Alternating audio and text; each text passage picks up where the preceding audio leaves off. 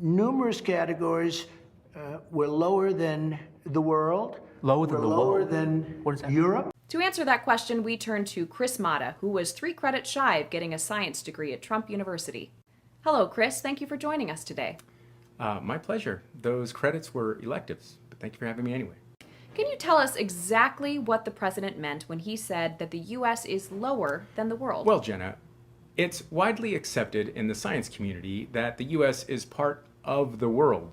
But what the president was alluding to is the theory that the U.S. is in fact lower than the world. To put it in a way anyone can understand, it means exactly what he said. We have the U.S., see, here's the U.S., and here's the world.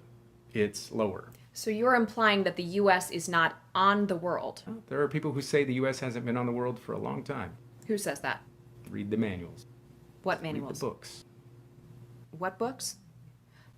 I mean, if the Earth was lower than the world, wouldn't we be able to see the Earth when we look in the sky? Well, you can't do that.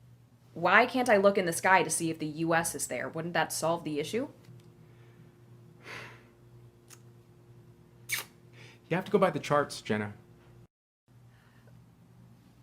Oh, you know what? I'm sorry to contradict you, but I have multiple reports coming in saying nobody sees the Earth in the sky and that the U.S. is indeed on the Earth. Thank you for doing your best to explain the president's comments, and thank you for being here.